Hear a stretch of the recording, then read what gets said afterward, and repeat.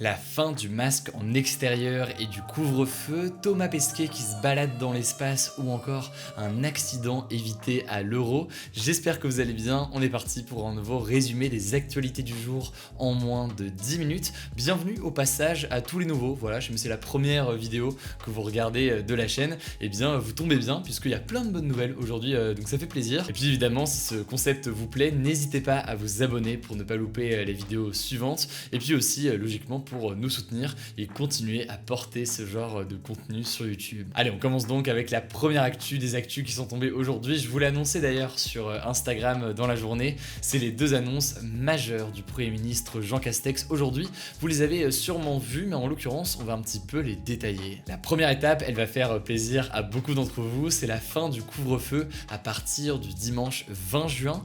Le gouvernement avance donc de 10 jours cette dernière étape du déconfinement qui était prévue au départ pour le 30 juin, mais donc à partir de ce dimanche, il n'y aura plus de couvre-feu en France. La deuxième annonce de Jean Castex, elle est aussi assez importante, notamment au vu de la météo où il fait très chaud en ce moment sur une bonne partie de la France. À partir du jeudi 17 juin, donc dans quelques heures, on ne sera plus obligé de porter un masque à l'extérieur. Bon alors, il y aura quand même quelques exceptions, il faudra continuer à porter le masque en extérieur quand on est en file d'attente, dans les tribunes d'un stade, sur un marché ou encore dans des lieux bondés. Notez également que le masque reste obligatoire dans les lieux clos, donc dans les commerces, dans les transports ou encore dans les lieux de travail. On en avait parlé lundi sur la chaîne quand on parlait justement d'une potentielle fin du port du masque.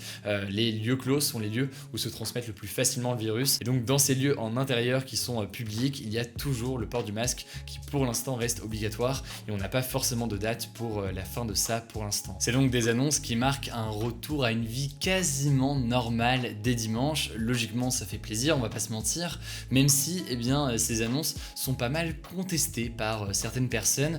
Certains jugent en fait que c'est encore trop tôt, il y a notamment une crainte que la vaccination ne ralentisse dans les prochains jours et donc que les cas repartent à la hausse plus vite disons que le rythme de vaccination.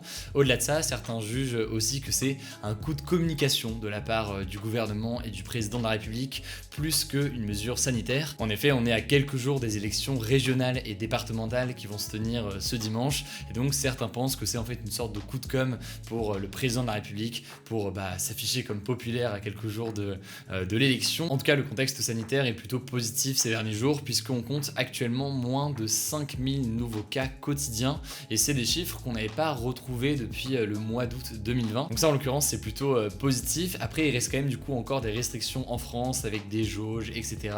Qui sont en place aujourd'hui. On a aussi parlé du masque en intérieur. Il y a aussi la question des discothèques, des boîtes de nuit. Elles sont donc fermées depuis presque un an et demi, mais a priori, le gouvernement devrait prendre la parole sur ce sujet le 21 juin. Donc on verra quelle date de réouverture est prévue. Évidemment, vous le savez, on vous tient au courant sur cette chaîne. Allez, on passe tout de suite aux actualités. En bref, beaucoup d'actu en bref. Aujourd'hui, il y en a très exactement, je le compte, il y en a 6 aujourd'hui. Donc le programme est plutôt chargé, mais vous allez le voir, c'est que des actus intéressantes. Et on commence avec cette première information. On n'est pas passé loin du drame hier lors du match France-Allemagne. Alors le drame c'était évidemment pas au niveau du match, c'était parfaitement maîtrisé par l'équipe de France avec cette victoire 1-0, ça fait plaisir. Mais plus sérieusement, on n'est pas passé loin du drame dans les airs puisque un militant de l'organisation de défense de l'environnement Greenpeace qui était à bord d'un parapente a failli s'écraser sur les spectateurs. En fait ce militant voulait survoler le stade sauf qu'il a perdu le contrôle de l'appareil, du coup il a atterri en urgence sur la pelouse. Avec cette opération en fait Greenpeace voulait s'adresser au constructeur automobile Volkswagen qui est l'un des sponsors de l'Euro pour lui demander d'arrêter de vendre des voitures diesel et essence qui sont mauvaises pour le climat. Mais donc vous l'aurez compris, l'opération coup de poing, l'opération de communication pour sensibiliser aussi aux différentes affaires de Volkswagen ne s'est pas forcément bien déroulée. Alors heureusement, plus de peur que de mal, il y a seulement 2 personnes qui ont été légèrement sonnées et Didier Deschamps notamment qui visiblement a eu une bosse en voulant se réfugier à un endroit. Mais dans tous les cas, donc plus de peur que de mal. Greenpeace s'est quand même excusé et l'UEFA qui organise l'Euro a tout de même condamné, je cite, un acte inconsidéré de la part de Greenpeace. Deuxième information, en 2 mots, il y avait un peu de flou sur le délai minimum entre les 2 doses de vaccination contre le coronavirus. Et bien désormais c'est plus clair, en fait le délai entre les 2 2 injections des vaccins Pfizer ou Moderna a été raccourci à 3 semaines contre 6 semaines officiellement jusqu'ici. En fait, le gouvernement avait demandé à attendre 6 semaines entre les 2 doses pour faire en sorte que tout le monde ait au plus vite une première dose, mais visiblement tout ça semble bien fonctionner et donc désormais, quelle que soit votre situation, si jamais vous avez fait une première dose, eh bien vous pouvez faire la seconde dose à partir de 3 semaines après. Troisième actu de ça en bref, ça se passe à l'étranger, des échanges de tirs entre Israël et le parti islamiste du Hamas au pouvoir en fait dans le territoire palestinien de la bande de Gaza ont eu lieu dans la nuit de mardi à mercredi et c'était donc les premiers échanges de tirs, les premiers affrontements depuis le cessez-le-feu qui a été signé il y a quelques semaines le 21 mai. Alors l'armée israélienne a précisé que selon elle, ces avions avaient attaqué des bases armées du Hamas en riposte à des tirs de ballons incendiaires qui ont provoqué plusieurs incendies côté israélien. En tout cas, la situation est redevenue calme heureusement ce mercredi et ces tirs n'ont apparemment pas fait de victimes selon les médias locaux.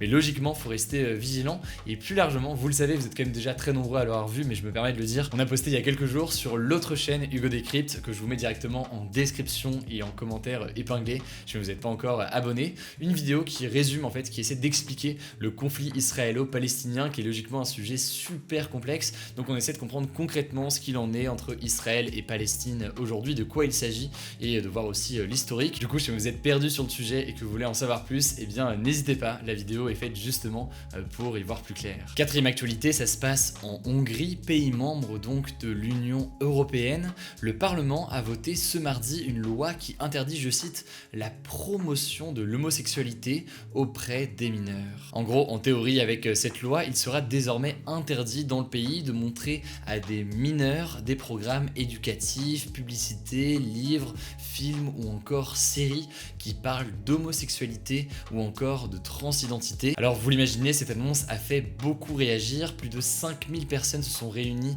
mardi à Budapest, la capitale du pays, pour manifester contre cette loi. C'est d'ailleurs une loi qui s'inscrit dans une volonté du Premier ministre hongrois Viktor Orbán de mettre en place de plus en plus de restrictions visant les personnes de la communauté LGBT. C'est donc un sujet qui est très important, qui suscite beaucoup de réactions et évidemment on en reparlera dans les prochains jours. Autre actualité dans un autre pays, ça se passe cette fois-ci en Afrique du Sud. Des milliers de personnes se sont mises à rechercher des diamants. En fait, samedi dernier, un berger a découvert dans un village à environ 5 heures de la grande ville de Johannesburg une mystérieuse pierre transparente et du coup rapidement il y a des centaines de personnes qui se sont déplacées jusqu'à ce village dans l'espoir de trouver à leur tour une de ces petites pierres qui potentiellement donc, s'il s'agit bien de diamants, pourrait valoir très cher. Le truc c'est que pour le moment rien ne permet d'affirmer que c'est bien des diamants et qu'ils ont une vraie valeur et d'ailleurs selon plusieurs spécialistes ce serait même hautement improbable, mais voilà, ça a mené un petit mouvement de foule en Afrique du Sud ces derniers jours. Enfin pour terminer, la dernière actu, c'est des images assez incroyables de la première sortie dans l'espace de l'astronaute français Thomas Pesquet et de son coéquipier américain Shane Kimbrough, je crois que ça se prononce comme ça. C'est des images qui ont été diffusées de cette sortie en direct sur YouTube. En gros, depuis 14h ce mercredi, les deux astronautes flottaient en apesanteur en restant donc accrochés quand même à la station spatiale internationale. Le but de cette opération d'environ 6 heures, c'était d'installer un nouveau panneau solaire pour alimenter la station spatiale dans laquelle se trouvent donc les astronautes. Alors où est-ce que j'étais aujourd'hui? Eh bien écoutez, c'était petite ambiance vacances aujourd'hui, hein. J'étais à Molokai, Molokai, j'ai entendu un peu les deux prononciations, et c'est donc la 5e plus grande île d'Hawaï qui offre la possibilité aux touristes d'envoyer par la poste tout simplement des noix de coco. En gros, au lieu d'envoyer des cartes postales, le bureau de poste local fournit des noix de coco qu'on peut décorer avant de les envoyer. Résultat donc, ce bureau de poste enverrait plus de 3000 noix de coco chaque année. Alors je suis pas certain des détails sur l'impact notamment environnemental, etc. Mais c'est dans tous les cas quelque chose de plutôt original donc sur cette île. Alors le débat hier c'était le suivant: la France va-t-elle remporter l'Euro de football? Vous le voyez actuellement, et bien vous êtes plutôt positif, hein, plutôt optimiste même sur cette victoire potentielle de la France à l'Euro. Cela dit, c'est le tout début, restons quand même plutôt prudents, ce serait mieux. Quant au débat d'aujourd'hui, et bien c'est le suivant: le gouvernement a-t-il raison de mettre fin au couvre-feu et au port du masque en extérieur dès cette semaine? Et comme chaque jour, vous le savez, pour participer au débat, et bien vous allez dans l'onglet communauté, l'onglet discussion donc de la chaîne, et vous avez avez le sondage du jour pour voter en un clic. C'est donc tout pour ce nouveau résumé de l'actualité en moins de 10 minutes. Évidemment, si vous êtes nouveau, n'hésitez pas à vous abonner à la chaîne pour ne pas louper les vidéos suivantes. Rendez-vous aussi sur l'autre chaîne Hugo Décrypte, la chaîne principale, pour découvrir d'autres vidéos et notamment l'explication de ce qui se passe entre Israël et Palestine. Écoutez, je crois que j'ai tout dit. Prenez soin de vous, prenez soin de vos proches et on se dit à demain pour une nouvelle vidéo.